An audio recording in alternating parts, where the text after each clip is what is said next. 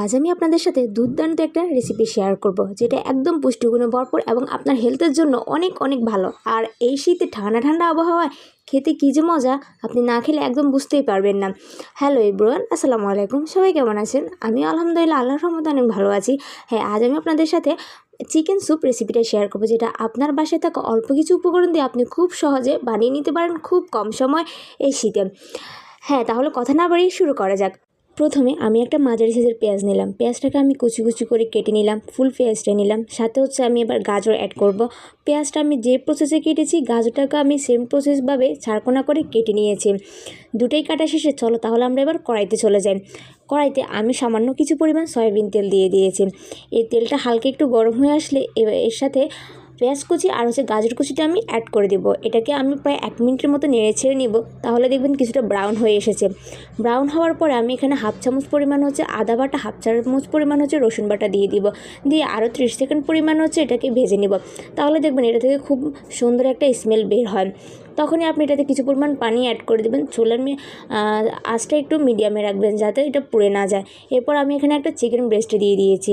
সাথে আমি 1 চামচ পরিমাণ লবণ আর হাফ চামচ পরিমাণ গোলমরিচ অ্যাড করেছি। এরপর এটাকে আমি আরও ভালোভাবে নেড়ে নিয়েছি। নেড়ে এটাকে আমি এখন 2 থেকে 2.5 মিনিটের মতো এটাকে আমি রান্না করে নেব। এর ফাঁকে অন্য যে ইনগ্রিডিয়েন্টসগুলো আছে আমি ওগুলো রেডি করে নেব। দেখুন এখানে আমি 2 চামচ পরিমাণ কর্নফ্লাওয়ার নিয়েছি এবং 2 চামচ পরিমাণে কিন্তু পানি নিয়েছি। এরপর এগুলোকে ভালোভাবে আমি কিন্তু গুলে এক সাইডে রেখে দিব। দেখুন এর ফাঁকে কিন্তু আমার চিকেন ব্রেস্টটাও কিন্তু সিদ্ধ হয়ে গেছে। এখন আমি এটাকে তুলে নিয়েছি। যেহেতু এটা অনেক গরম, তো আমি একটা কাঁটা চামচের সাহায্যে এটাকে খুব ভালোভাবে ছাড়িয়ে নিচ্ছি। দেখুন চিকেনটাকে আপনি ছাড়াতে কিন্তু একটু সতর্ক হবেন যে চিকেনটা যাতে গোটা গোটা না থাকে, তাহলে কিন্তু খেতে অতটা ভালো লাগবে না। আপনি যতগুলোকে একটু মিহি করবেন ততই দেখবেন যে এগুলো সফট হবে আর স্যুপের সাথে খেতেও কিন্তু ভালো লাগে। দেখুন আমি কত কুচি কুচি করে এটাকে ছাড়িয়ে নিয়েছি। এরপর চিকেনটা আমি ওই পানিগুলোর সাথে অ্যাড করে দিয়েছি। এবার কিছুক্ষণ নেড়ে আমি এটাতে 2 চামচ পরিমাণ টমেটো সস আর 1 চামচ পরিমাণ সয়া সস অ্যাড করে দিব। অ্যাড করার পর আমি এগুলোকে আরেকটু নেড়ে দিয়ে কিছুক্ষণ রান্না করব, প্রায় আরও 10 থেকে 15 সেকেন্ডের মতো। এরপর আমি যে কর্নফ্লাওয়ারটা গুলে রেখেছি এটা আমি একটু একটু করে দিয়ে দেবো। একসাথে কিন্তু দেওয়া যাবে না, তাহলে কিন্তু দলা পেকে যেতে পারে। এই জন্যে একটু একটু করে দিব। এই যে দেখুন একটু একটু করে দেওয়ার পর কতটা ঘন হয়ে গেছে। আর এর সাথে আমি এখন একটা ডিম অ্যাড করে দিব। ডিমটা ফাটিয়ে রেখেছিলাম। এই যে দেখুন একটু একটু করে কর্নফ্লাওয়ারের পর ডিমটা অ্যাড করে নিয়েছি। এই যে দেখুন স্যুপটা কিন্তু প্রায় কিন্তু হয়ে এসেছে।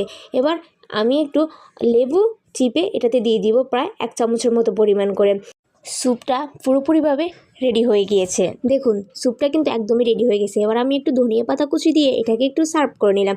দেখুন ধোয়া উঠা গরম গরম এই শীত আবহাওয়ার মধ্যে স্যুপ খেতে কার না ভালো লাগে। এই শীতে অবশ্যই কিন্তু ট্রাই করে দেখবেন। ধন্যবাদ সাথে থাকার জন্য।